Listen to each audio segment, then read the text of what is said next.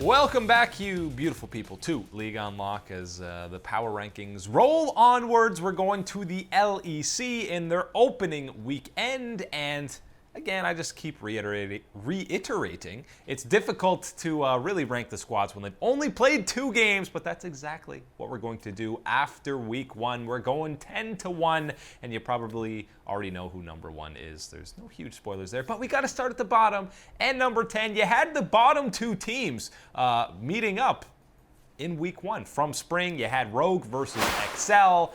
And obviously, you know how it's going to play out at the bottom when Rogue gets the best of Excel in that head-to-head matchup. Yes, believe it or not, they're going to come in 1 spot ahead of them, especially because Excel went 0-2 on week 1. They looked okay. There were some questionable plays from a couple of players on that roster. But really, I'm getting a little bit more excited about Rogue.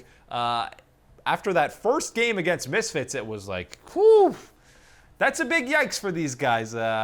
It was really just the bottom lane, right, where Woolite and Vander got completely destroyed. They got camped. Hansama and Gorilla completely had their way with Woolite. He basically had no chance to ever even play the game. He might as well have played that game with his feet because it wouldn't have made any sort of a difference. But their second game, they looked a whole lot better, and Larson and Inspired actually looked pretty good.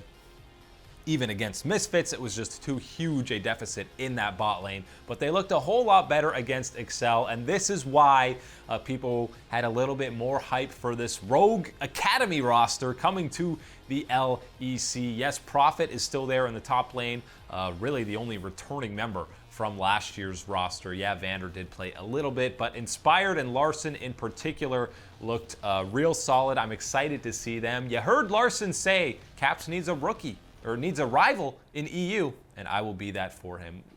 You're not quite there after week 1, obviously, but I think he's definitely another native mid laner in EU that we can be talking about, maybe reaching that elite level, but too early to tell for week 1. Ahead of them, yes, Vitality went 0-2. Splice and Origin, that's a tough week 1 draw. I feel like they're still a better team and had enough positives that we could put them ahead of Rogue, even though they're down a win. They're still 0-2. Rogue did only win against Excel, so Vitality still comes in at number 8. And SK versus Schalke, obviously, when you've only played 2 games and one of those matchups is between those 2 squads, perfectly fitting that these guys come in that 6 and 7 spot, because this game was pretty insane. It looked like it was a lock for Schalke. Then all of a sudden you have one huge team fight go the way of SK. They eventually complete the, I'm going to call it miracle comeback, because they had no business winning this game. A couple of positioning errors from Upset in some of these team fights on that vein, because the cast was hyping up in 2 games. Upset has never died on Vayne, and then he proceeded to die 3 times in a row, basically, in back-to-back-to-back team fights. But those 2 teams seem very evenly matched. They played the tiebreaker in Spring. Not enough games to fully tell who's better, but after week 1, SK got the win. They're both sitting at 1-1. SK's in at 6. Schalke come in that 7 spot. I think both those guys could still be vying for one of these playoff spots as we roll on to the top 5, where it's a lot of familiar faces from last split. A lot of these teams we talked about multiple times as fighting or vying for those top 4 positions. Splice is in that 5th spot, I think.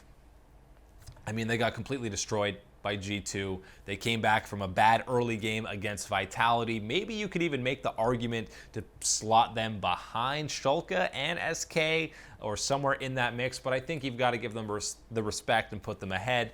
They came back from Vitality. Again, you're kind of thinking about what you saw from them in Spring, and G2, I mean, they're just murdering everybody, so you can't really hold that against them in any way. Misfits versus Fnatic, that was one of the exciting matchups of week 1.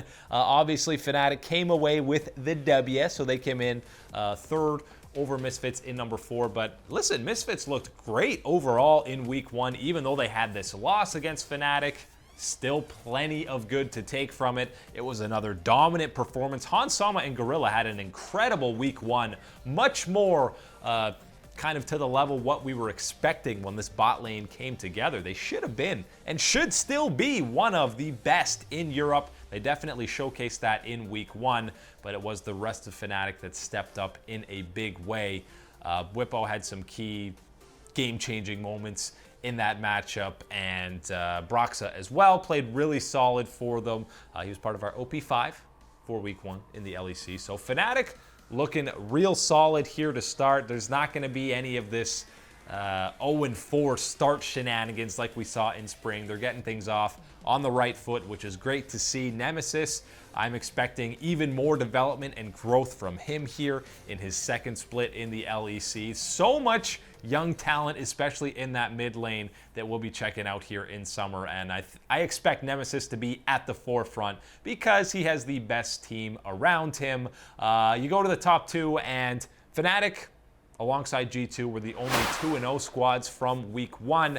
But we have Origin ahead of Fnatic in those power rankings in that second spot, simply because they really went toe-to-toe with G2. It was totally different than what we saw in these playoff series, where it was G2 just completely steamrolling these games, sub 20-minute games. You can't even FF if you wanted to, unless, of course, it was unanimous, as we all know, the early surrender vote. But yeah, they played really well. The early game was great. I know we talked about Perks had an all-time great performance on the Xayah in this matchup, but Patrick was actually very solid in his own right.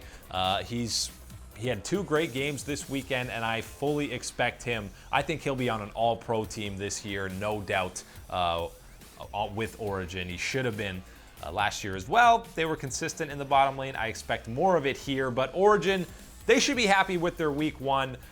Definitely a lot of progress against that G2 roster, but just with how badly G2 is beating up on not just EU, North America, Korea as well, the fact that they stayed strong and played so well against them, I think Origin is definitely a team not to be trifled with, and that's why we got them in that 2 spot right behind G2, because there's no arguing. There's no logical explanation or reasoning for you to pick anyone but G2 in that top spot, and that's why they continue to be there, and I expect them to be there for many weeks to come in the LEC.